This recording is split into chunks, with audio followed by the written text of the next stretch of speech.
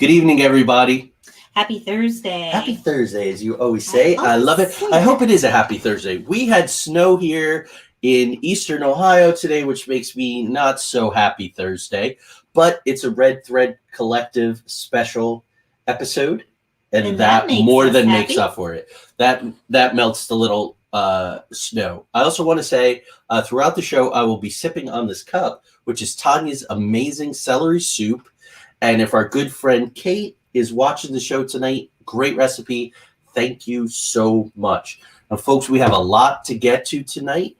We're taking a tour of High Strangeness in New Mexico and Nevada. So let's go with the High Strangeness goodness that is the show opening. We're going to come right back and get into it with the Red Threaders. So here we go.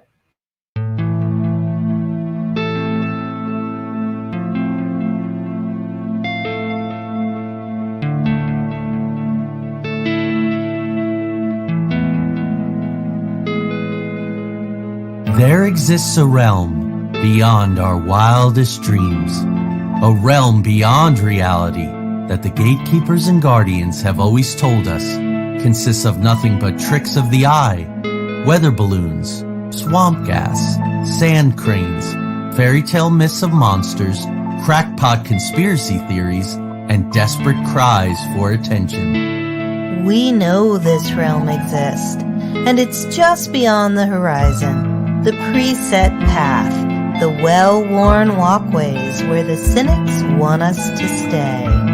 Instead, give this a listen. Put on your headphones, adjust your volume, close your eyes, and fasten your mental seatbelts, because the twilight-tinged turnoff from reality's alluring highway is looming just ahead. We're about to leave the plane of the easily explained, couldn't possibly be ease, and the no way I just saw what I saws, for the spaces and places where everything is possible, and if you stay long enough, even probable. We're about to take a journey into the outer realms.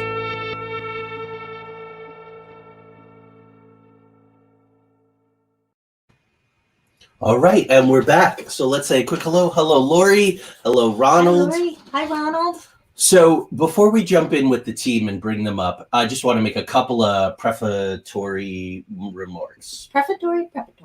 Yes, to just sort of create a framework. But you know what? They can be in for this. Yeah. So let's bring them in. Hi, folks. Hi, guys. Hi. There's no reason why you shouldn't be on screen during my prefatory remarks. So a couple things to keep in mind, folks. First of all, I guess the biggest one that kind of everybody knows about is that there have been these videos released, right? And also in 2017, at the end of the year, the New York Times ran this big thing. There's ATIP.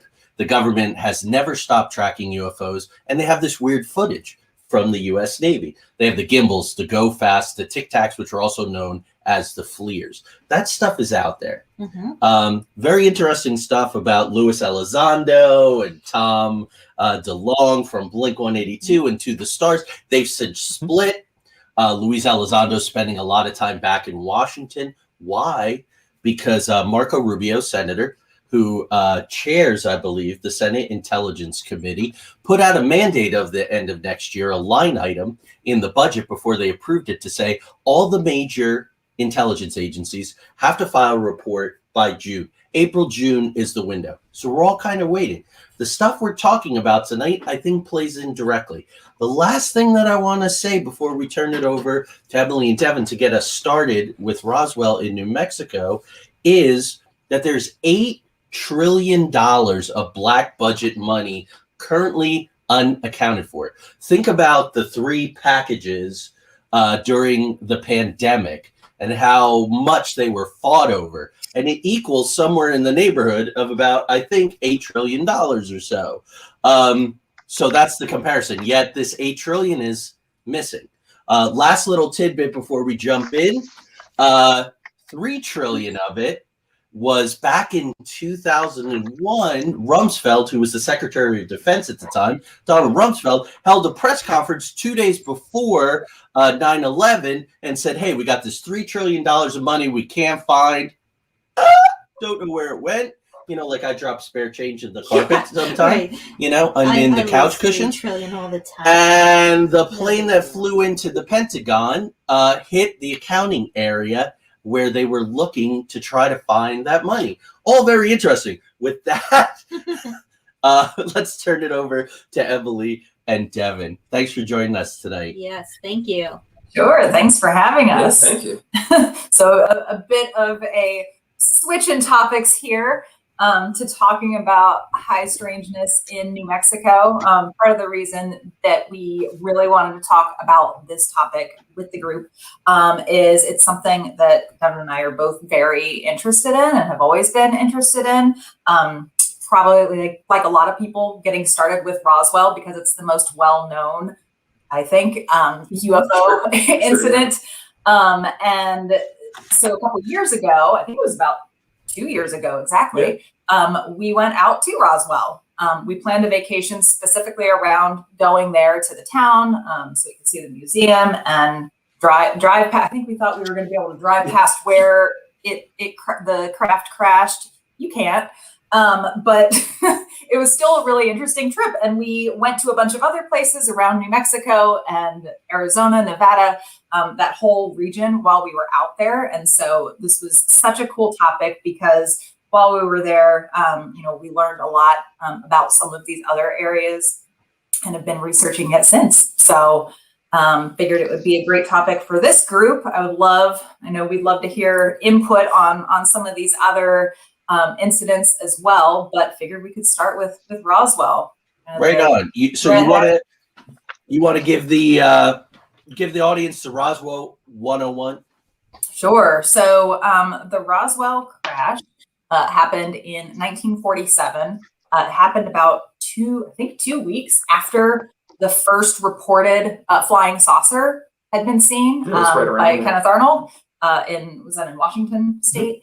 And so the Roswell crash happened, and what the story is, or the generally accepted story is, there was a rancher, Mac Frizzle, who found odd debris, in a field outside of Roswell. I think the actual crash site is a good hour or so away from Roswell, but Roswell is the closest town at the time. And the military came in. Jesse Marcel was the lead for the military on that side. They came in and put out a press release that called it a flying saucer right at first. And then the next day took it back and said, nope, that was a weather balloon, nothing to see here. And ever since, people have been questioning. There's been so many stories about witnesses to the debris and the investigation. And then, of course, tons of counter stories to that saying, no, that's not what happened. It was just a weather balloon, nothing to see. And of course, we've definitely heard other even stranger explanations for what that crash and potential beings recovered from the crash might be. So I think there is a lot to discuss there. I think so many topics have been covered around Roswell over the years, but for me, it never ceases to be entertaining and intriguing to hear what people think. Right. I think that Roswell probably, and if you guys have other thoughts, let me know. It probably takes the crown for so much disinformation and ridiculous alternative stories, right? So it was Clinton, I think, with, I believe, Lawrence Rockefeller. Mm-hmm. They were really pushing hard for disclosure, and the Air Force came out with that ridiculous report and said, oh no, they're crash test dummies, which they weren't using until I think 4 years after, to which somebody responded, retro causality, which is a lot harder to believe than flying saucers. I found an interesting tidbit. On June 18th of 1947, at the White Sands Proving Ground, which is advanced weapons testing, and let's remember that Jesse Marcel was attached to the 509 bomber group. They were the only nuclear bomber group in the country at the time. I think that's important. But a microwave weapon shot down 2 saucers. They say that one was destroyed and one was intact. And there are images on the internet, if they're to be believed, of these 6-fingered control panels. I'm trying to make 6 fingers on my hand. But people know what that means. And footage of Roswell grays with 6 fingers. And the shape and length of their fingers are very similar to what we saw in our missing time, abduction, whatever weirdness. Craig, you're kind of our lead guy on Bob Lazar and stuff tonight. Wasn't he reported control panels with 6 fingers, right? I believe that they were the 6. I'm just trying to remember some of the interviews like he's done. I want to say it was like 6 fingers. It's like he went in, and that was one of the things he said. Is just like going inside the craft. Is just there wasn't, like us when we think we go in an airplane. There's gauges everywhere. You got every panel. Just he said you go in there, there's nothing. Yeah, it's just plain. It just you go, and it's just, and you see just these simplistic things, and it makes you wonder, through the tech, if it's one of those. Put your hands on there, and all of a sudden, reader, just everything just lights up. You don't know that because even we'll get into it later. When he's talking about the technology that went into the craft, it was simple. It was 2 pieces. That's it. So what do you guys most want? Before we sort of at the end of each one of these things, we'll sort of take a vote or whatever, make some closing remarks about what we think. Roswell's actually probably a pretty easy one. But what are the most compelling things that keep all of you, going back to Roswell over and over and going, there's something here? Like I said, I'll jump it. I would say they're just the immediate, like you said, the 180. Oh, no. It wasn't a crash. It was weather balloon. And they trot out this mylar fabric with these pieces of wood. And the thing I've always asked about that whole instance, since when is mylar and wood national security? There's absolutely nothing that the Russians are going to gain from, you mean the stuff that we have on, we have on Otter stuff, it's just, nothing of that's going to be national security. So right there, that excuse doesn't make any sense. Because this stuff, if this thing, you should have been, here's a little sample pack to give out to every reporter that's there. Here, take a piece. I mean, they weren't even allowed to touch it. And it's supposedly a weather balloon. I mean, they're not even talking the box, that's going to measure the way. They're just showing these pieces from the actual balloon and the structure. And if anybody knows the military, when was the last thing they built anything out of wood? Yeah. So that was for me. That's why I said I keep coming back to that part. Just that initial press conference is enough for me to there was something there. Yeah. Yeah, I think the same, that it's, why would the military be trying to cover up a weather balloon or be so secretive about a weather balloon?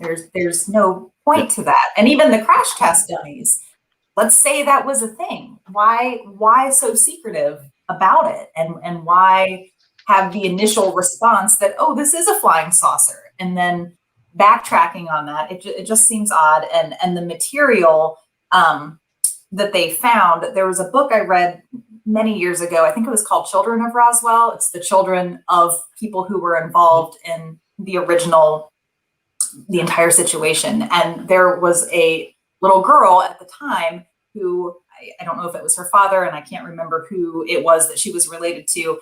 She was given a piece of the material, and the way that she described it, like as a young child at the time, and then as an adult later for this book, just that it was like metal or aluminum foil, and you could squeeze it, but it would pop right back to where it was. And it was so weird to everyone. And I think they were talking about, like, I don't know if they were passing it around a bar or they were at someone's house with a bunch of people, and they were all just passing it around.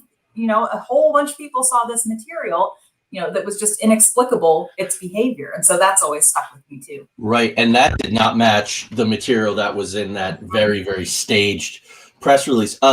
A young man called Timothy D. Proctor was with Mac Brazel when he discovered this stuff. And he said that too. The material would pop back. He told his parents that, according to my notes. And I do believe that Jesse Marcel, there was a recent, Lawrence Fishburne is doing a thing on history about mysteries. And they did a 3-part Roswell.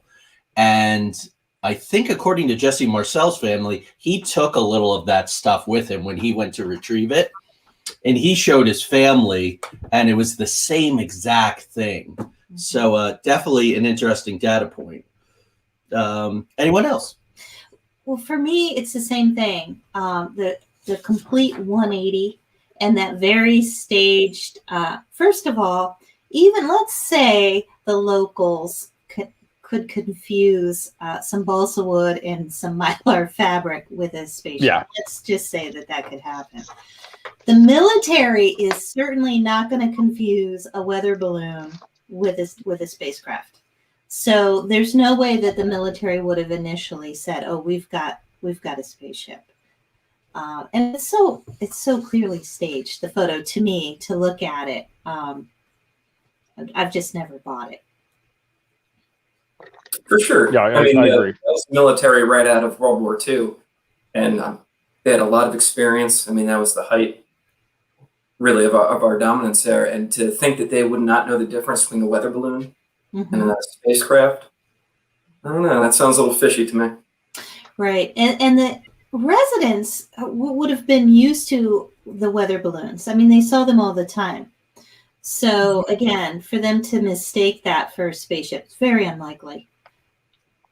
Well, it was, I think it was July 2nd, 1947. It was the Mr. and Mrs. Dan Wilmot that saw these two, they said what they would describe as like two inverted, saucers, and they just went at a high rate of speed. Well, like I said, somebody that's seen it, weather balloon, you watch it slowly go up, it floats around. You're not going to mistake this, weather balloon as something that just suddenly just went super, fat. I mean, you wouldn't know how to describe it. It's like when, 1947, you just have something that just flies past your house. You're used to the Mustang,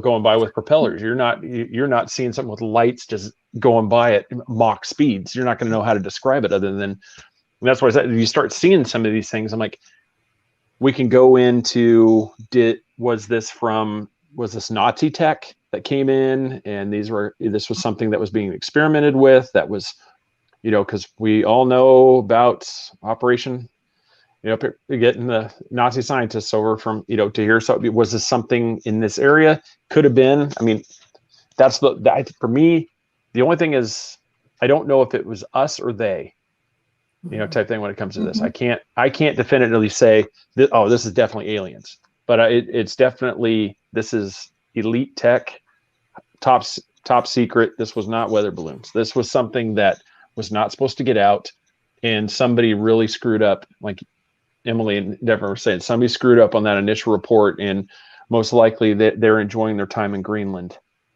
Right. Yeah. Yeah. Because this went all the way up to, Brigadier General Roger Ramey, who oversaw the 509 as head of the 8th Air Force. So this went to the very, very top. And of course, as we know, following it came Majestic 12 and the CIA and all this kind of stuff. The FBI was involved. Before we move on from Roswell, Craig makes a good point. It could have been other kinds of tech. There's quite a bit of testimony about alien bodies.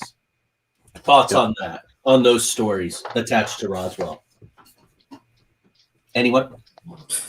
Well, it's that whole thing, like in the 1940s and 50s, when sci-fi is taking off, you see, oh, come on, the name of the movie's failing me. The alien, it's the alien robot. Is it Keanu Reeves? Yeah, The Day the Earth Stood Still. They have a simplistic thing. So somebody in like a kind of almost like what at that time would be a futuristic flight suit would look like, they would immediately like, oh my God, it's a monster. It's a creature from Mars. You could see somebody like people from New Mexico stuff going, oh my God, there's aliens. They've crashed here. I could make that case that, I'd be willing to entertain that line of thinking, but myself, like you said, some of the other descriptions that have made their way out from the nurse that was involved in there, where she still, she swore, she never changed her story that alien autopsy was real. What we saw was them, I think Project Blue Book, the new show, summed that up best, where they basically tried to recreate it as best they could to try to show what happened. And that's, so I believe, like I said, I personally say, yes, I think that there was something some other than human inside that craft. But unfortunately, my guess is as good as anybody else's what it was. Emily, Devin, your thoughts on the aliens themselves? I find it credible. I mean, at least the ones that I've seen, the ones that I've read. I think even Philip Corso had something in his book too, where he had witnessed them as well. And just based on the description, the dimensions, the size, I mean, could it have been just a normal human in a suit? It could have been, but it seemed kind of short, just kind of oddly shaped. So it runs a gamut. Was it an alien? Was it some type of hybrid or genetically engineered in order to operate the spacecraft? Right. Mm-hmm. And I feel like since this was kind of the start of the cultural phenomenon of aliens and beings from outer space, I feel like the people who are witnesses to these alleged bodies, they had no frame of reference for what an alien was. So they described what they saw as, small beings that maybe had differently, shaped heads and extra fingers. And, they had no frame of reference of what an alien is supposed to look like. So I find that credible from them, just because they just described what they saw. Right. So just to button that, the day after the incident, a B-29 bomber flew to Fort Worth, and it was met by a mortician. Therefore, something was going on. And then sorry, I was looking for all of this. 3 child-sized coffins showed up at Wright-Patterson Air Force Base, which is also interesting. And that supposedly on the Roswell, that's what was ordered. So, guys, is this worth continuing to look into something in Roswell? Yes or no? Yeah. Yeah. Yeah. I'm not close. Too much effort in that for it not to be so. I mean, for another show, this definitely threads on to the Wright-Patterson Air Force Base in Ohio. Hangar 18. So there's definitely that like you said, you could definitely draw a thread to that. So like I said, we have a connection. Lord says yes as well. Chime audience in the chat room about what your thoughts are about this. So we went from probably an easy one to the one that I think is the kookiest or the most complicated potentially, and that's Dulce Base. So Emily, Devin, you want to give us the geography and sort of the overview there of Dulce Base? Sure. So Dulce, New Mexico is kind of in north central New Mexico, pretty close to the border of Colorado. And the alleged underground base is under the Archuleta Mesa that's there. So it's this very tall and flat on top, natural mesa. And I think the rumors about something being in there started in the mid-70s. There were a lot of cattle mutilations happening around there at that time. And then 1979 is when, was it Phil Snyder that kind of broke the story that there was this underground base that I think was 7, 8, 9 stories tall. And it was populated by humans and grays working together on some not so great experiments. And there was apparently a firefight between them. A whole bunch of people and grays died as a result of that. And Phil Snyder was one of the only surviving humans. Yeah, I it's think one of the few survivors. His claim was. So I don't think there's never been any concrete proof that there's anything in that mesa. But I mean, the story is still around and people are still talking about it. Right. So geologically, our last time we were together, we talked about Denver Airport. We talked a little bit about are these places capable of being tunneled into with the materials that we know we have? So Archuleta Mesa, according to a geologist, is basalt and sandstone. It's a good combination for doing this exact kind of tunneling. So geology-wise, it's a good candidate. I think, as strange as all these stories are, you have, and I don't know how much we're going to be able to get through this tonight, you have Paul Benowitz, who was literally driven crazy by Richard Doty from the Air Force Office of Special Investigations, because he was an electronics expert. He was doing some work with the government, and he thought he was getting radio transmissions from there. So they did this elaborate operation on him, which pulled in the well-known author who wrote about Roswell and other places, Bill Moore, who became an agent for Doty. It pulled in Linda Moulton Howe because of the cattle mutilations, and she was doing an HBO series on Paul Benowitz. Phil Snyder died of very mysterious circumstances.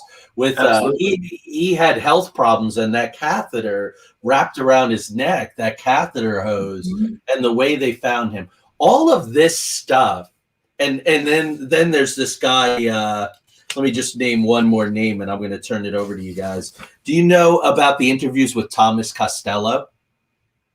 This was also 1979. He was supposedly a security officer, and he did these lengthy interviews and talked about all the same things as Phil Schneider did around the same time, and he just disappeared, just dropped off the face of the earth, right? And then there's that really odd, I don't know if there are any Tool fans out there, but on one of their albums, they have a recording of a guy that called into Art Bell at his show and was talking about having escaped from that place. So that's a lot. I'm going to be quiet now. You guys can pick and choose any of the compelling cast of characters, and why that may lead credence in terms of parallels and patterns.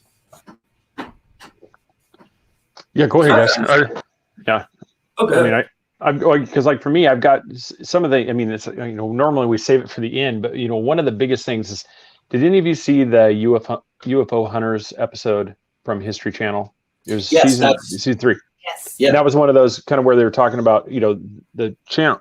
But the first thing that dawned on me, because I'm pretty new to the whole Dulce Base, thing, but just like Area 51, if this truly was a base where humans, grays are here, and you see some of the stuff up on top of the mesa, these guys are awfully close to this mesa where they're sitting there doing this interview. I mean, we're talking a couple 100 feet away from the base of this mesa. And I don't know very many government facilities that are going to let you walk up with equipment that close. I mean, because they could put pretty much anything, ground penetrating, equipment to listen. I mean, there's a lot of stuff that you could bring in as equipment. And that was the first thing my head was just going through here. It's like, I don't know if I'm really buying the whole base thing right now, because these guys are just incredibly close to something that is this much of a seat, because like I said, try to get anywhere near Area 51. Mm-hmm. You see the infamous sign. You even get within a couple feet, and all of a sudden that white truck drives up on the ridge, and is watching you. And I said, I was watching the whole time here. I mean, I didn't know. I mean, but it's obviously, it was a clip. I don't remember seeing any security. They may have edited it out. So I don't know about you guys. What your thoughts are on that. Two things I might have it real quick. First of all, when the UFO hunters went to Area 51, that's where they shut that show down. So maybe they got away with this one. Second of all, that's a good point. Area 51 is a base posted, don't come here. The mesa is a mesa. So if you made it too big a deal out of it in terms of the military and all, you're calling attention to something that I think they're using disinformation and the kooky factor to sort of say, yeah, look at it. It's a mesa. It's 43 square miles. It's basal and sandstone. It's out there. You see what I'm saying? What do you guys think about that? No, that's good. I mean, that's a good point. I mean, yeah. I'm close to Area 51. I mean, those bases are completely human built from the start. There's a Phil Schneider interview where it sounds like the Greys were there to begin with. They already had established something down there in the first place. We came second. So who knows what materials they used to build it with or how they would have secured it. You know, That's an excellent point. Yeah. Because I remember the firefight, I think, wasn't that reportedly between Delta Force and the Greys? Yeah. Wasn't that the, you know, what they're talking about? Yeah. 66, I think, highly trained. No wonder we won. perished. Chuck Norris. That's why we won. Chuck Norris, baby. Yes. I don't know about win. I think there were 66. I think there were 66 Elite Force casualties, according to Phil Schneider. And he got flayed open, he said. He got hit by a blue light beam that flayed his chest open. Now, I like the fact you just said that, because that was one of the things, like, I do buy a little bit in this thing because there's so many cattle mutilations that are around there. And if anybody that's done the cattle mutilation thing, like, or just paid attention to it, you start having some of the things. You look, and it's some of these, like, cows, it looks like a portion of their face has been burned, like just completely scalded off. So if that blue light weapon that could flay, you know, I picture Predator, you know, with the fire in the shot, you know, and you just watch, you know, just watch the explosion. I'm like that, and you can see, what if this thing has that effect where it vaporizes what it touches? And if that's the case, yeah, I mean, that would be why a cow, like half the face is just gone. You know, maybe the reported experiments that are going by, they're working on these things, and you know, it's a lot easier to explain a dead cow than it is, you know, hey, do you guys remember Bob?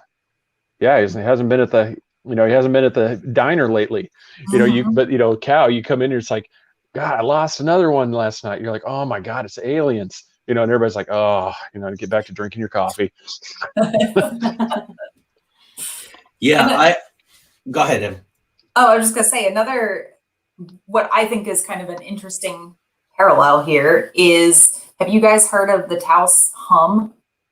Yes. Outside of Taos, New Mexico. And so we were watching some documentary in preparation for this, and they mentioned that the Taos, New Mexico, where this hum, you know, that some people hear, not everybody hear, it's just like kind of a low humming sound for lack of a better word. But Taos is very close to Dulce, and we know this because we drove between the two, kind of unbeknownst to where we were driving to. And so it kind of makes you wonder, is there something in the ground that is so, you know, some sort of machinery or some technology that is causing these sounds to be felt very, you know, at a very low frequency? I don't know how many miles away Taos is, maybe 100 or 200 miles away. And, you know, maybe that's a connection between the two, because I can tell you, and I think you'll agree, that drive between Taos to Dulce and then on, and I realized we also drove through Aztec, we are going to Mesa Verde in Colorado from Taos, and we drove right through that area. It was one of the creepiest experiences I think I've ever had. And I don't know what it was. It just felt so like we couldn't tell where we were. It was so dark. I mean, you couldn't even see with brights on, you know, more than a few feet in front of the car. And it just felt very claustrophobic and just like something was there. That's the best way I can describe it. It was really weird. And we didn't realize at the time, we didn't really know anything about Dulce at that point. So we didn't even know, like, we were potentially by some kind of strange area. It was just like. Is that the elk in the fog? Is that the same story? Yeah. Yeah. Could you tell the audience? Yeah, well, Devin was driving. Yeah, that was. Thankfully. I mean, it was so dark and foggy. We drove over an entire dam and didn't realize it. Wow. I mean, that's and crazy. it wasn't like a small little thing. It was huge. Yeah. And all along the side of the road, you would just look out and periodically see these glowing eyes, and it would just be these groups of elk lining the side of the road. It was so bizarre. We had to go super slow. We're talking like, you know, deserted roads, and like 25 so miles dark an hour. And foggy. Yeah, 25 miles per hour, and something you'd probably do 70 on. Wow. Right. We need to do a road trip with you. Jeez, man, mine are boring. Oh, once Man. we get the Into the Outer Realms van, hopefully we Yeah. get that grant money and we get the Oh. van. We're road tripping. We are going to be the Scooby Doo crew, sort of. Yeah. Maybe that's not such a good idea. Okay, so anyway, no, I'm just looking through my notes here. I just have pages and pages. Ronald had asked about in 1947, did they have this drilling technology? Now, I will tell you this, and Devin is our science guy. So while I'm looking for some notes, Devin, you have any thoughts about that? I mean, they could have. I don't know. Is there anything in specific that's like to drill in such a large scale project? Well, I have this, and I know, right? So Werner von Braun was, before he became the head of our NASA project Paperclip, thank you. They were digging underground tunnels, vast underground tunnels in Germany for the V2 rocket experiments and all that, to keep that quiet. There was also a gentleman, a civil engineer named Fritz Todt, and he ran the Todt organization, which the Nazis named after him. He died in a plane crash in 1942. He had a protege named Franz Xaver Dorsch, who was very, very sought after by the Americans because of their civil engineering, tunnel capabilities, and all that kind of stuff they were doing. So, Ronald, my answer is, yeah, we knew the Nazis had some pretty advanced stuff, and we were trying hard to get it. So you flash forward to the 40s, the 50s, could be. Could be. I really resonate with what Jessica said. Yes, I wanted to bring that back up. Thank you. This one makes her think a psychedelic experiment. So, Jessica, I assume you're talking about what Phil Snyder saw, what Tom Costello saw. What do you guys think about this? I was thinking, as far as the battle, and maybe some of the alien entities that people were seeing, I wondered, was this like it? I can completely believe that there's a base, built in there. That wouldn't surprise me at all. You think of all the underground bunkers and these vast facilities that they're able to put underground. That's easy for me to believe. But as far as some of the other stuff, I'm always on the fence about it, and I kind of go back and forth. And I wonder if it isn't more like mind experiments, like Jessica's, I think maybe what she's talking about with psychedelic drugs, or maybe even like holographic technology. I'm not sure, but I do wonder about that. Yeah. I mean, I can believe it. I mean, if you guys were in the general area, I mean, who's not to say that you guys were feeling that? Yeah. Because like you said, this is something you've never experienced before. What a better way to hide something than just to basically make you feel like this is the darkest sky darkest we've ever been in. We can't see anywhere out. I mean, it could have been just a normal night, but you guys were just like, just felt like maybe I shouldn't be here. And you're talking about psychedelics. Well, what about sound? What about sound technology, right? Elf, harp, there's a whole array of these things. Maybe the Taoist hum is a signal that's being sent out. Maybe what Paul Benowitz was picking up on that contributed to his nervous breakdowns. We can't, right? Parallels and patterns. We can't dismiss this stuff when it keeps coming up and up. I also want to say, too, Nick Redfern, who's been floating really interesting contrary theories the last several years. So I think he said Area 51 might have been like a Japanese or Chinese balloon technology or something. But he came out with a book, I believe, last year about Rendlesham Forest, right? That very famous incident, Bent Waters, and it was another nuclear facility. And he has a theory that was also psychedelics and holograms. So these ideas are coming up. I found there's a place called Horn Island, which is really near Missoula, where Calvin Parker and Charlie Hickson had their account, and they were working with hallucinogenics at this island, at this Horn Island, which was very close. So maybe something to it. It could be mind control experiments. So before we move on to the next segment, Dulce Base, is there something there? Anything there? Is it all just a false flag op? I think there's something there. I mean, it makes a lot of sense to me, especially when you consider the caldera that's there, which kind of implies a source of geothermal energy. Just from like a human perspective, that would be an ideal place to put an underground base. The geology to dig through, a power source right there. Ladies and gentlemen, that's why Devin is our science guy. Yeah. Look at that. Boom. Craig? But I also find Phil Snyder very credible too. I do believe him. So that helps a lot for me as well. Yeah. I'm still on the fence. This is one place, I'd like to go see it because just it's like the skeptic side of me too. It's just I want to see. It's like, especially if there's human thing, unless we're going in the same type of craft, there has got to be somewhere that's showing evidence of traffic. Yeah. Like vehicle traffic. If you've got some dirt road where you can clearly see this doesn't lead right to the mesa, but you're seeing a lot heavy, vehicle traffic that's definitely cleared a road. I would be at that point, I would be a lot more on the side of there might be something here because, why else would there be so many vehicles traveling to this remote thing? Because there's not really much to see here other than just, like what you've seen in any of the clips. There's just, it's sagebrush, small trees, and, unless you're a geologist, there's really not going to be a whole lot that's going to be of interest to you in this area. So nice. I'm not willing to say no, but I believe there's something there. I believe that there's definitely a facility there. Now, it could be, Craig, and I totally get what you're saying, but it could be also that they're tunneling in from another location. Mm-hmm. So there may not be, just to, so people don't see that there's any activity at the base of the mesa. So they do have the capability to make these massive tunnels as well. So it could be linked to other locations. Yeah, that's a good point.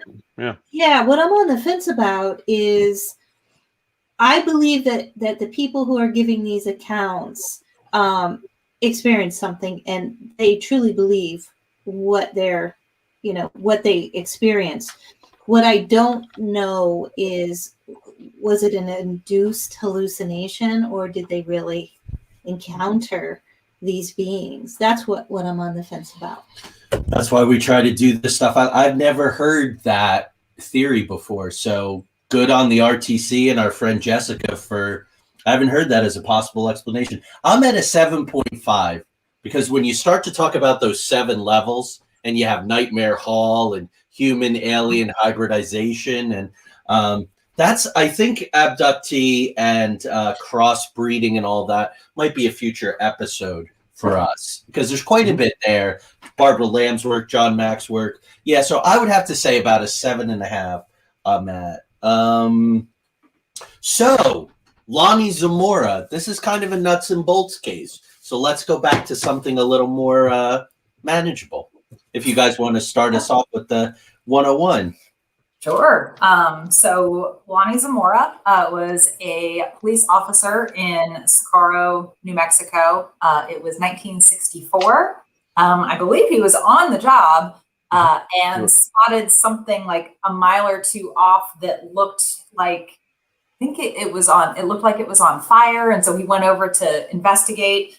And what he saw was a shiny object on the ground, and there were 2 beings outside of it in white coveralls, and they were smaller. So I think he said, either a very small human or adult or, child size. And he kind of watched it like it was like they were trying to fix their craft. And after a few minutes, it just shot up and, they got in, shot up in the air, and there was a trail of fire, like a fireball behind it, propelling it away. And he called in for backup, which came, and I believe they saw, and Joey, you were talking about it at the start. There was, what was on the ground? I mean, there was like a residue that was left behind that they couldn't identify. Yeah. Right, the earth was scorched, and there were landing gear imprints. Yes, the landing gear imprints, yes. Yeah. Yeah, and humanoid footprints. Mm-hmm. And where does Lonnie Zamora go right after he witnesses this police officer? He doesn't go to the bar. He doesn't go home to his wife. He goes to his priest. I know, that was weird. That's interesting to me. Because then who shows up but the head of Project Blue Book at the time, Major Quintanilla, and kind of shut the whole thing down. Alan Hynek came forward by this point and said, I think there's something here. I think, as you said, he believed that Lonnie Zamora believed what he saw. There's always that clever, among scientists and psychologists, there's always that one step removed of, I believe you believe what you saw, which is a little different than I believe you. But anyway. Yeah, didn't he list it as unknown and undetermined? Yeah. Project Blue Book? Yeah. So like I said, so they didn't close the chapter on this one. They just left it as, we're not sure. Right, which is the same difference. But Lonnie Zamora quit the police force. Mm-hmm. Quit the police force. So this was a life-altering experience for him. And to me, that gives it credence. Yeah. Absolutely. Yeah. I also have in my notes here that a radiation biologist found 2 non-terrestrial bioanomalies associated with the crash site. It's also very compelling, and I apologize because I don't have my source material for that tidbit, but so much evidence for this incident. Yeah. Yeah. And he seems so credible. I think we always consider police officers and, people in, first responder type people in those professions to be very credible because they are very by the book, wanting to make sure that, if there's a problem, it gets resolved, it gets handled. And so I think they kind of automatically have a lot of credibility. So I think the fact that he was an active duty police officer on the job, just following up on something that he saw that seemed suspicious.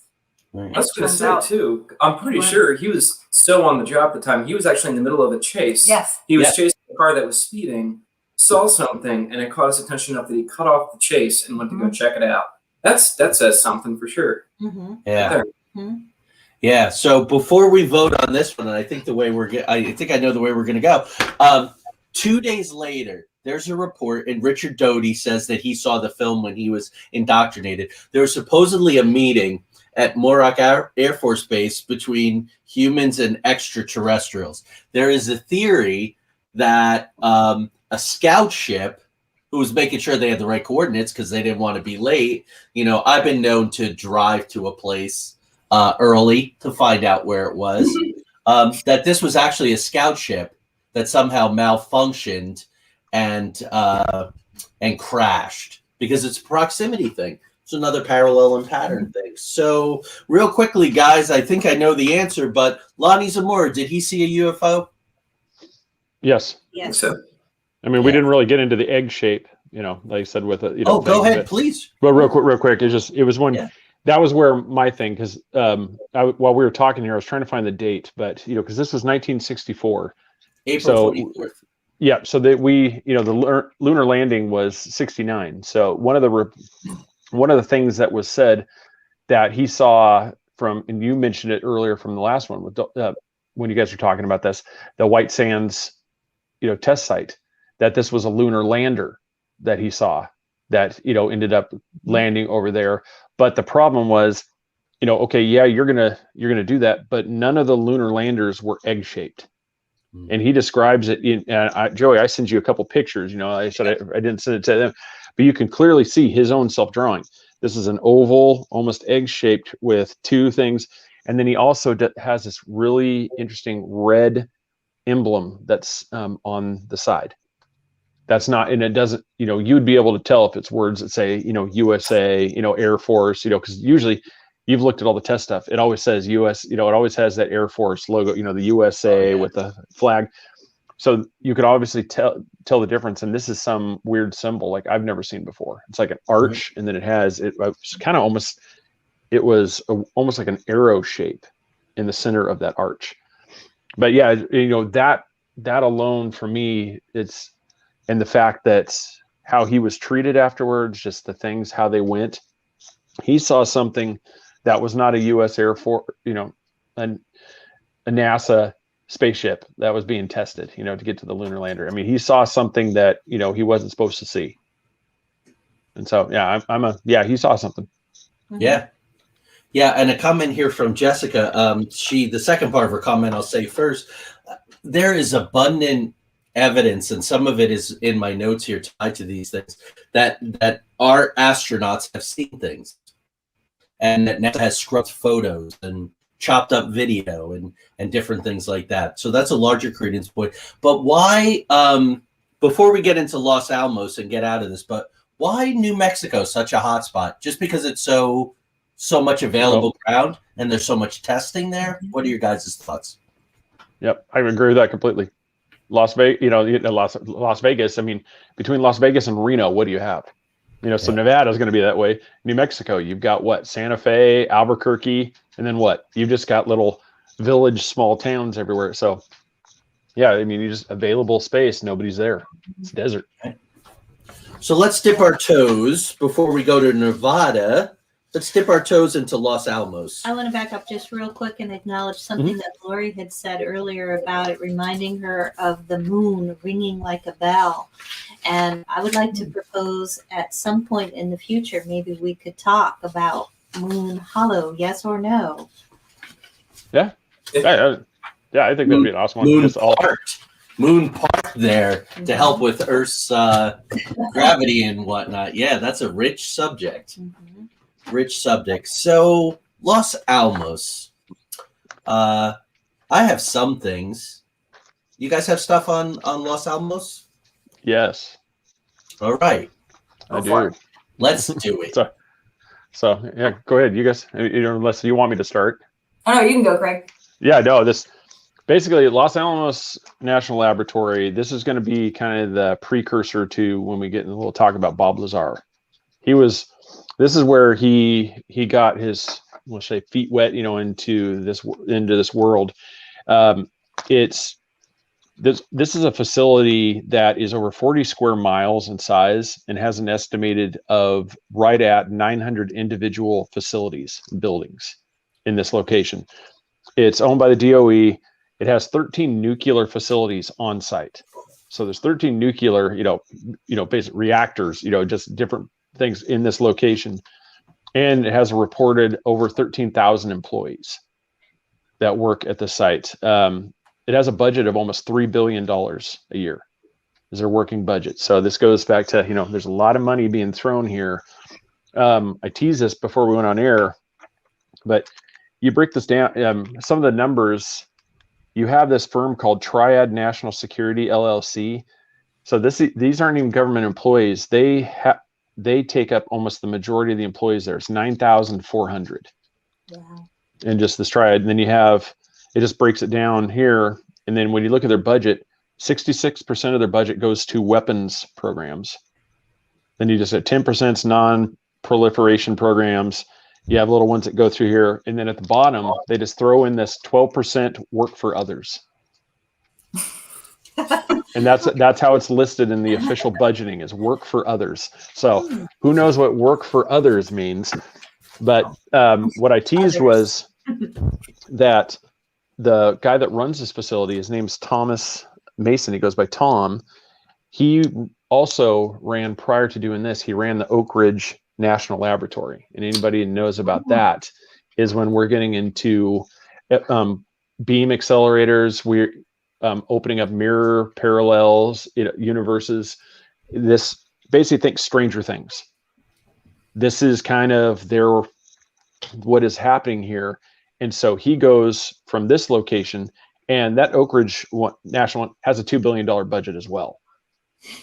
And this same firm, Triad National Security, that's owned, like I said, you could get almost into this rabbit hole just with these things. This firm was the same one that was running that location as now is running Los Alamos National Laboratory. So you have the same firm, the same people that have their hands on this. I mean, billions of dollars at their disposal.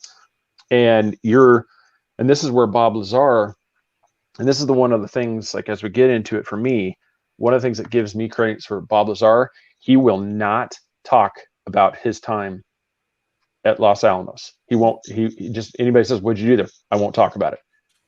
He's willing to talk about spacecraft, as we'll get to here in a second. He's willing to talk about the stuff he saw in there. So what are they doing in Los Alamos that he is this afraid to speak of? Because if he's not worried about the government doing something about releasing their programs with spacecraft and aliens, so there must have been some serious experiments and stuff going on at Los Alamos, and so I'm not sure what you guys have beyond that. I have one thing going back to the tunnels. If Ronald is still with us, a couple of years ago, Los Alamos was looking to cut their security costs, and so they went public about a tunnel that's there, and we've seen footage of it from the news. It was built 200 feet under the lab in 1948. So there you go. There you go. There you go. And they went public with that and said it was built in 1948. Wow, Los Alamos. So all kinds of, I think some of the remote viewing experiments with that. It's a very far-ranging place. I'm reading a historical novel now about Los Alamos. It's kind of a wild place. They were, of course, that's where Manhattan Project was, and Oppenheimer and his whole staff, and very, very isolated. The nearest bar is like a good drive across the desert away. So I say Los Alamos is up to the big stuff. That's what I say. Mm-hmm. Yeah, Emily, Devin, what do you guys have? Did you find on it? Yeah, I mean, I think all the information, Craig, that you gave, I did not know most of that. So that is, I'm definitely going to go down that rabbit hole for sure. I'd be willing to send that to you guys too, because like I said, when you look into try it, this wasn't the scope of our show. I mean, guys, when you actually look in this thing, this is that one where you see the guy, like the whole red thread. You have the guy with the pictures everywhere. This person is connected. You'll start seeing this thing when you start seeing these companies that are involved. It's actually pretty scary. I mean, this is my phone's tapped now. Yeah. That's like secret. Right? You keep it off the government books, so you outsource it to the private sector. Private sector does the work. It's not on the government books, so it's all secret. It can't get FOIA'd or anything like that. Yep, exactly. And that's the history of Los Alamos. It started with the Manhattan Project. Everything they do is above top secret. It's a crazy place. Yeah, the thing I didn't break, the only people that are there that are actually like, it's less than 3,000 people that are actually unionized or students or post-grad researchers. The rest of, so basically 10,000 of the employees there are contractors, like you said, off the books. And that's, as we come back around to Bob Lazar, that's been the big trend. That's been since FOIA.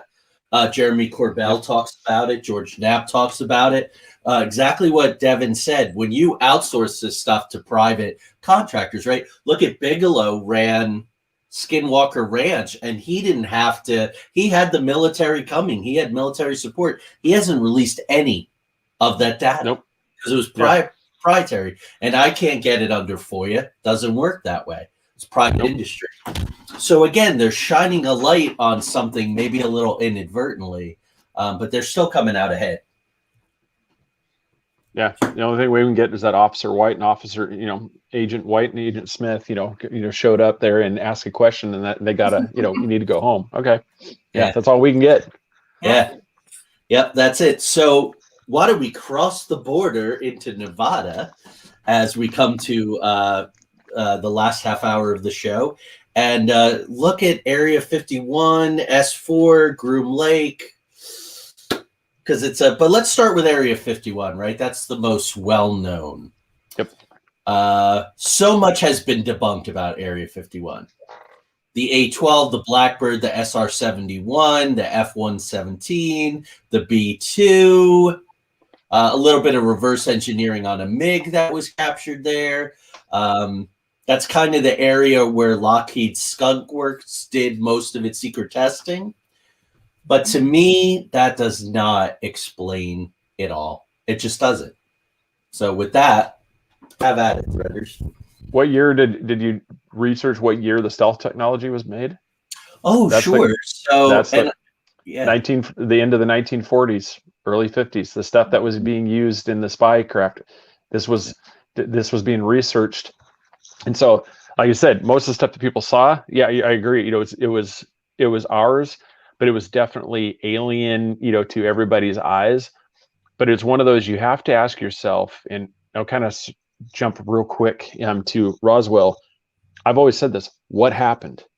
We suddenly went from vacuum tubes to suddenly everything just took this massive shot, and we just went straight into the sky with technology. We now have transistor. We suddenly went to microchips, to all this stuff. I mean, you can just see this massive. I mean, washing machines.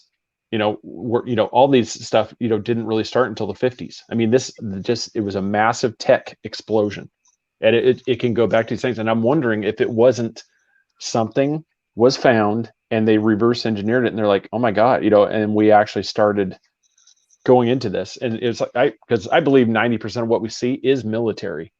It's just those other ones that are unexplained, like the Tic Tac, that we have no idea. Mm-hmm. Yeah. So go ahead, Joey. No, I was going to say, I recently read the Skunk Works books. Help me out, Ben. Oh, come on. Yeah, I can't see it. Ben. Where did I write his name down? Yeah. I'll get it real quick. He said some very provocative things on his deathbed about where we could go, what we had, what we could do. And this is maybe a subject for another time, I think that the Greada Treaty, 1954, Ike, his disappearance in California, all of that holds water. So it's not only the reverse engineering from Roswell and so on and so forth, maybe Cape Girardeau, maybe the White Sands Proving Ground shootdown, but 1954, they signed this treaty. 1955, Skunk Works is working on the U-2, which was also a huge leap in technology. A huge leap. Now, was it Ben Rich? Ben Rich. Yes, Ben Rich is a smoking gun in all of this. His book is a little disappointingly mundane unless you're really into engineering, problem solving, and aerodynamics. But yeah, it all fits. I'm putting together this massive timeline for my book that is going to come out the end of this year, maybe next year, my Parallels and Patterns.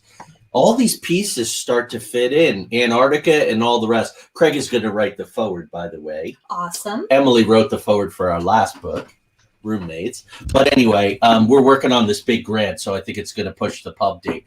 But I'm really working on a lot of this stuff, and I think you're absolutely right. And also, I want to apologize. The Area 51, the guy who was talking about that place on the Tool album, which is Lateralus, and it's track 13. It's hidden. It's hidden. That's when he talked to Art Bell on 1997 about what was going on there. So you want to hit S4 and Bob Lazar, because that is kookiness. Yeah, absolutely. Yeah. So what is it? Can I pull a red thread from what we were talking about? Yeah. Of course. Nicely done. So in terms of the technology boom that happened, if you will, seemingly after we started having contact with UFOs in the late 40s. And this I got from a phenomenal episode of Brad Meltzer's Decoded from the History Channel from many years ago, where he was talking about how in the late 40s is when the first cell phone came out. And then by the and it was developed by Motorola. There it is. Another Brad Meltzer fan. And it was developed by Motorola. And let me think of how I want to phrase this to get it back to Bob Lazar. So Motorola developed the first cell phone. By the end of the 1960s, we had gone to the moon and were able to call from the moon back down to Earth and communicate from the moon in, what was that, 1969? And how did that happen? And Motorola, so here's the Bob Lazar connection. There was, and I did not write his name down, but John Lear. You know John Lear? His father worked for Motorola in the 1940s, 50s. It sounded like around the time that this technology was developed. John Lear is friends with Bob Lazar. They went watching for aliens together in the late 1980s. Right. Is that cool? I love it. I love the connections. That's cool. So, that's awesome. Yeah. So, guys, just I guess I'm talking to the audience here. So, Bob Lazar is 2 episodes unto itself.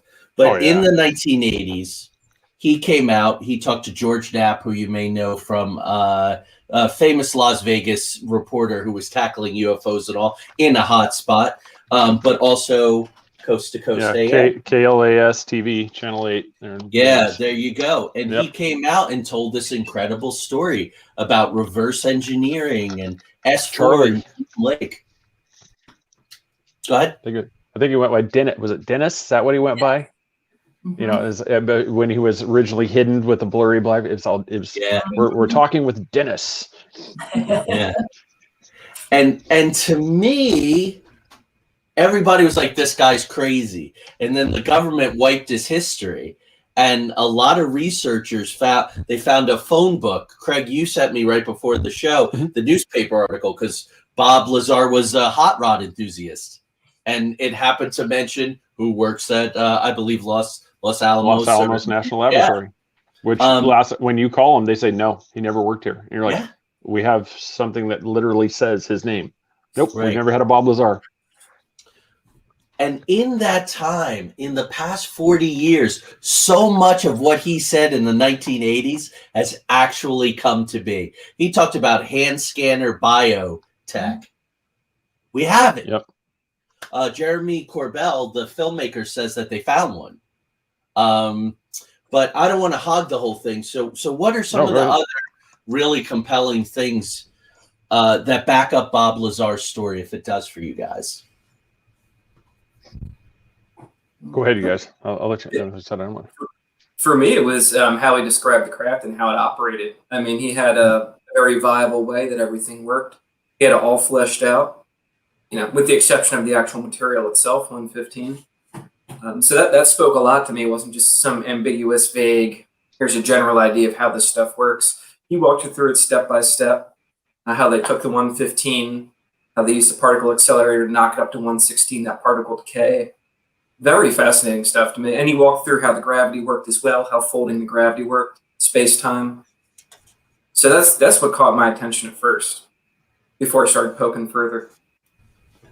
I don't even know how to say the name that they gave it to. It's like Anu Nun Pentium, you know, is like the temporary name they gave it. It's like really hard just because it's like UN.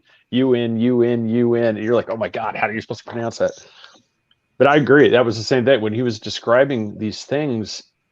And I think at the beginning, like when you heard this original story, you were just like, wow, these are just crazy things. And then, as you said, stuff is coming out and you're just like, you know, people say, no, he's so fake. I'm like, how many things do you have to have come out and show this is exactly the stuff he said we have? We know how to do this and it's happening now. I'm like, the more time goes by, the more I believe the complete story that this man had told. That he wasn't making any of this up. Yeah. Do you know that the story never changed? Yeah. No. Or hasn't changed. Yeah. No. And tied to that, George Knapp spent 8 months investigating him before he went live with the story. 8 months of his life, George Knapp spent trying to poke holes, trying to verify things, which the government made incredibly different. Also, Bob Lazar was talking about, we're going to talk a little bit about McCarran and Janet in just a little bit, but he was talking about those flights in the 80s when there wasn't, now everybody knows about them. Everybody knows about the white planes with the red stripes, and so we'll only talk about it briefly. The bus. We'd get off the plane, we'd load onto a bus with no windows. You know, we wouldn't know where we were going until we got there. And him describing those pitched hangars.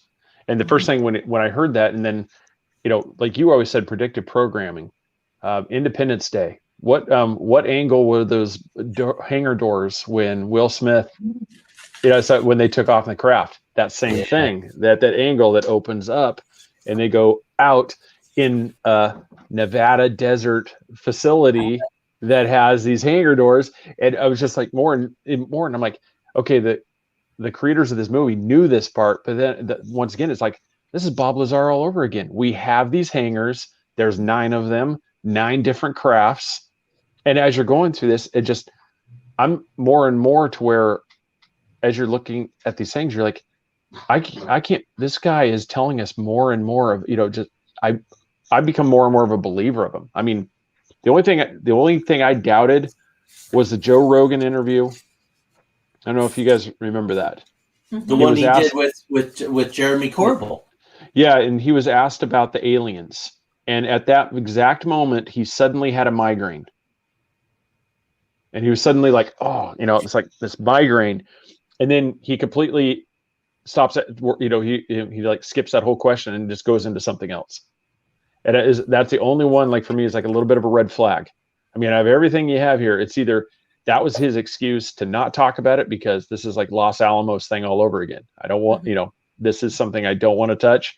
And that was my way out. Or that was that was the one thing like, okay, he doesn't know about this. And, that might be the part where a little bit of an embellishment.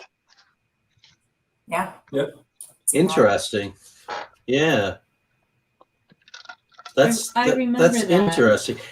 What I remember is in his design of the craft, they were designed for 3 foot tall beings, which is very much aligns with so many of the. Oh yeah, he was all stooped over. And you said, yeah, he had to hunch over to get into the. Yeah. Yeah. I also find it interesting, like you said, the 9 saucers. Wasn't Kenneth Arnold? Didn't he report 9? It seems like it's often 3, 7, or 9 when it comes to flying saucers, which is interesting. Interesting. And then the other thing before we get too far, do you guys remember? Did you guys see the story about the archaeologist? One article called him an anthropologist, but Jerry Freeman. Mm-hmm. Did you guys get anything on him? Go ahead. Yeah, where he was the only known person that has snuck onto S4. Because he was going through looking for stuff for the gold rush. So the trail where these miners had took and they left inscriptions on rock. So he was looking for these. He made it all the way into this facility. And the military even acknowledged that he did in fact get in here. And it was one of those major embarrassments for them. Yeah. Because he actually snuck on there and he didn't see anything, but it's one of those, this place doesn't exist. Well, you guys just acknowledge that he made it onto something that's not supposed to exist. Right. It's one of those, where the underlying things, you're like, I thought there was nothing here. I mean, what do you care if somebody broke in through a fence? Why are you making an official military, statement on this? I go, there was something there that he wasn't supposed to be there. He would have made it if it wasn't for the fact he ran out of water. So let's talk about S4 because I don't think a lot of people talk about it. We stumbled on a very interesting documentary, and there was a presentation by a doctor named Dan Burisch, Burisch. If people want to try to find that, Burisch. He says that he worked there alongside ETs called J-Rods. Mm-hmm. Which is interesting, not to be confused with D-Rod, which is what we call Devin when he uses divining rods. Yeah. But to work with J-Rods, let's lighten it up a little. We're getting a little heavy. I felt like we needed a little lighter. So it's an underground facility, S4, like the letter S4. So I assume there's at least S1, 2, 3, maybe. A few miles south of Groom Lake. So I'm just going to lay down some of this data and then be quiet. So Dr. Burisch got his spot at the State University of New York through the head of the Atomic Energy Commission, Edward Teller, who supposedly met with aliens in one of these meetings. He also got Bob Lazar his start at McCarran, EG&G, and then S4. So this Dan Burisch has creds, is the point. He references the 1953 Kingman, Arizona crash.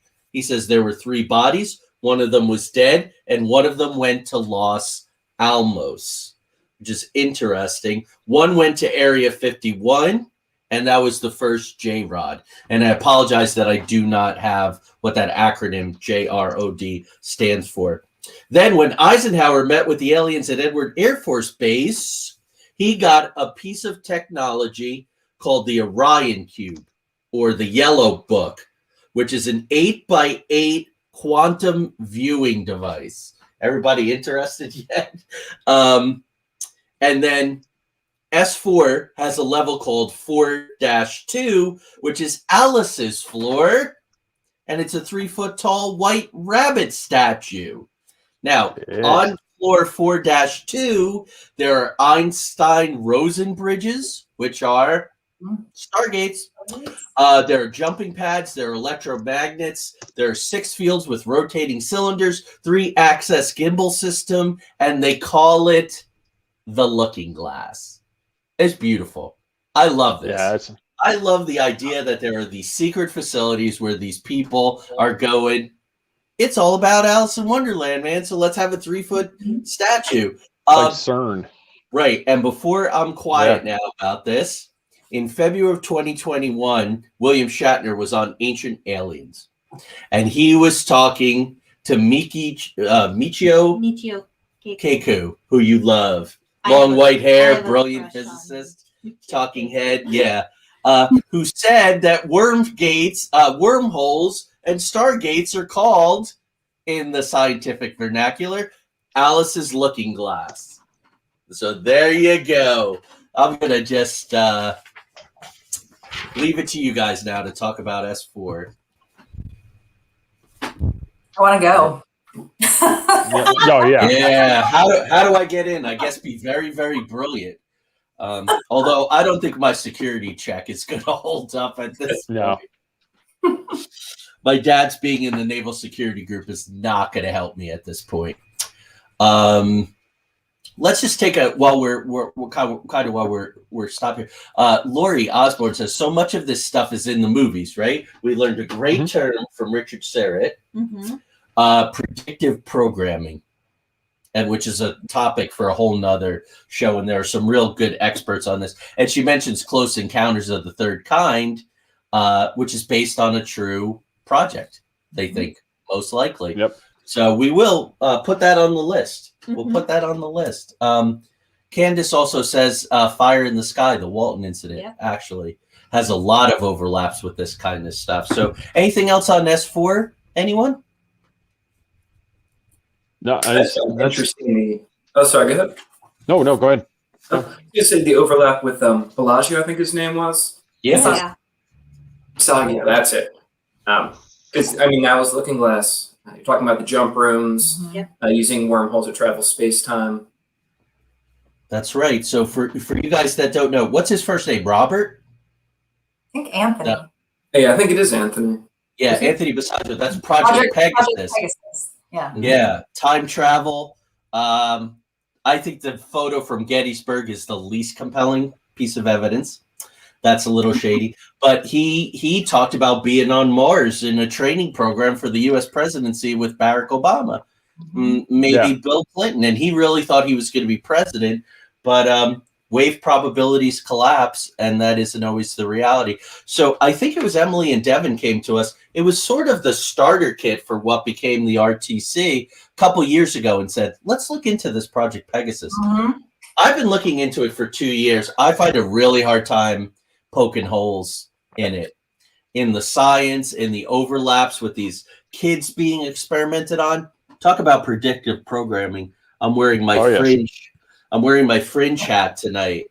A lot of the stuff in Fringe sounds an awful lot like what Whitley Strieber talked about being a kid in Texas in these programs, what Bassaggio talked about being a kid in these programs. Bassaggio's father was very high up in some things.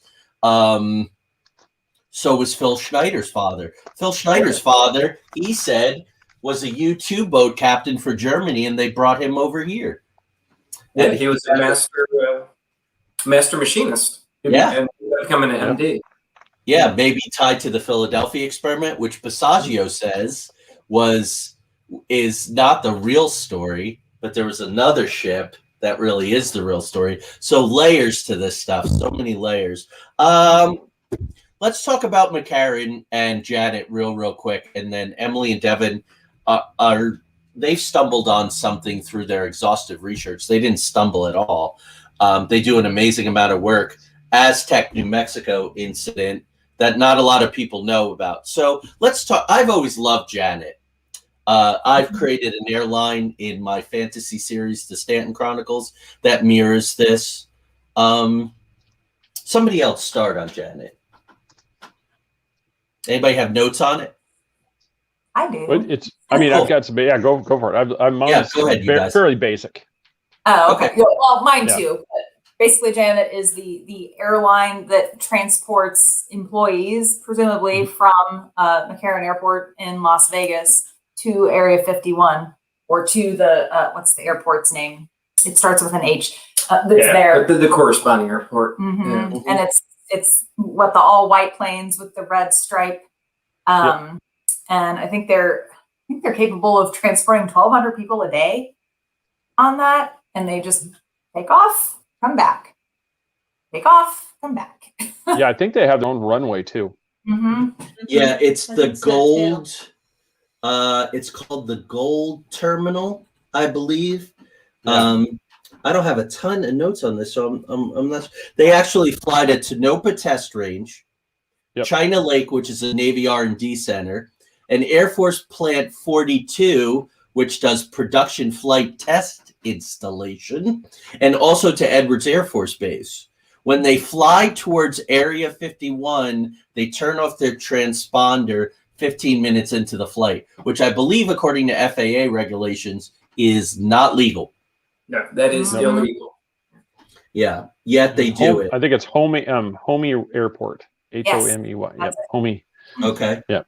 Yes. JANET is probably a joint air network for employees transportation. Probably. Also known as just another non-existent terminal, kind of like NSA, no such agency. And the one that I like, Joint Army Navy Extraterrestrial, which is probably admittedly a stretch. No wonder I like it. I like What it. else? Yeah. Go ahead. No, I said So I like that acronym. I like Yeah. it. The terminal is owned by the Air Force, but it's operated by EE&G. Remember that? Bob Lazar early in his career Yep. for EEG NG. And if you want to go through a corporate buyout thing that'll make your head spin, what was EEG decades ago is now AECOM. But continually bought and probably condensed, and flight attendants need top secret clearance. Did you know that? That's pretty interesting. Wow. Yeah, fly the top secret friendly skies. Now, it's called the Gold Coast Terminal. Did you guys know that the McCarran Airport is about to undergo a name change? No. This year, anytime now, they're going to call it Harry Reid International, because Paul McCarran was an anti-Semite. So, and kind of a famous one. Now, I think this is interesting because Harry Reid was the senator at the forefront of ATIP and the disclosure, working with Bigelow.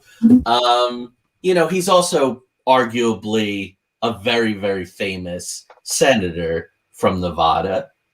But talk about a little nudge, nudge, wink, wink by naming it Harry Reid International. I just love that. I love that. I do too. Yeah. So why don't you guys finish us up with Aztec, New Mexico? Okay. So Aztec, New Mexico was an incident that happened, a crash that happened in 1948. It was only a couple months after Roswell.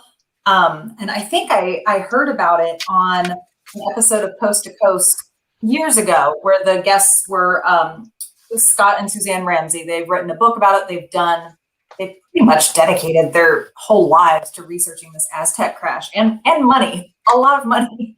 And I thought, I've never heard of Aztec. And so in doing research on it, there's not a whole lot out there. But I have come across some podcasts and then have their book. But basically what happened was in 1949, there was a UFO crash near Aztec, New Mexico, which if I look at my map, is kind of the northwest-ish corner of New Mexico. going kind of right below where Mesa Verde is in Colorado. So I think we probably drove past or through Aztec on our way there. But what happened was there apparently in that area, there was some sort of government installation, and I don't know what the technology was at that time in 1948, but something caused the microwaves from some dish or, installation that was out near Aztec caused this craft that was flying through to crash. And apparently it was a huge craft, way bigger than what was in Roswell. The kind of the report from Scott and Suzanne Ramsey, at least, says that there were 16 alien bodies that they recovered, all deceased, that they transported to Wright-Patterson, where all Hangar of this 18. go. Yep. And that was it. Like, you never really heard anything else about it. And it's hard to find outside of the book that was written by Scott and Suzanne Ramsey. It's hard to find information about it. So it makes me wonder, why was that? I mean, it seems really significant. It seems more significant than Roswell and most other crashes that we've heard of, just because of the sheer number of bodies that they found and the size of the craft. I mean, I think they said it was several football fields in length worth of craft that crashed. Wow. I think several things that really excited me, what you were saying, parallels and patterns, right? I opened up with Roswell, June 18th, 1947, White Sands Proving Ground. Microwave weapon shoots down 2 saucers. There you go. Microwaves again. Yep. Also, in that short period of time between Roswell, where the Air Force and the government screwed up so badly in having their ducks in a row, the CIA, Majestic 12, they started the SOM-1, the SOM-1 manual about these elaborate procedures for dealing with these crashes, for these events. I gave up yesterday after about 15 minutes of finding nothing but Aztec was a hoax. The FBI said we got a report and there was absolutely nothing to it. We threw it in the trash. That's all that's out there. So I'm getting the Ramsey's book. Absolutely. So guys, we just about did our 90 minutes. That was awesome. I for one am totally honored to be working with you guys. Yeah, that was awesome. Same here. Thank you all. And we're all bringing different parts and pieces. The audience contributed. Yes. We're taking notes, audience. I think, Tanya, you and I did an episode on Close Encounters. We did. I think last summer, but not with this brilliant trio. Right.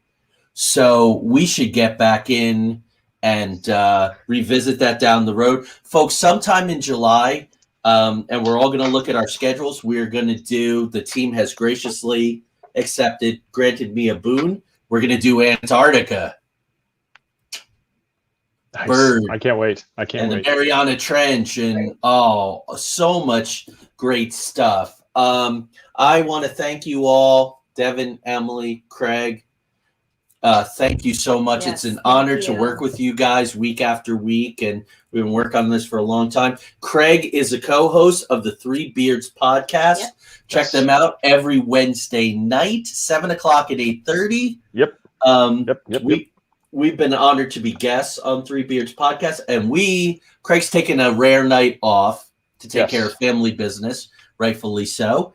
And we are going to be guests of Chris and Austin, talking about Tesla's theory that everything is energy, vibration, and frequency, and how this makes, we're going to be talking about the super spectrum and the holographic universe and psychic mediumship and so many cool things. So check them out every week. They get amazing, amazing guests. Thank you very much. Yeah, so we're out of time. Guys, we're going to drop you out and say a quick good night, but stick around for just a couple of minutes, please. Got it. All right. Thank you, guys, again. Hey, thanks. Thank you. All right, folks. So we've really come to the bitter end. We just want to thank you. Next week, we're going to hear about the experiences and the journey of Chris Garcia, who's a psychic. Chris isn't going to be doing readings, but talking about his journey. He's got training in shamanism and a lot of really good things. And we have so many good guests coming up in the next 2 months, from a Hawaiian storyteller, an award-winning filmmaker. Tony, we have her up here on the screen saying, fantastic show. The curator of the museum that she founded, the Buckland Museum, Stephen Intermill, is going to be with us talking about the museum, which is fascinating. Just on and on and on. I'm honored. I am too. This is episode, I believe, 61. Mm-hmm. Big things coming, you guys. We're super honored. Take care, and we'll see you next time. Good night.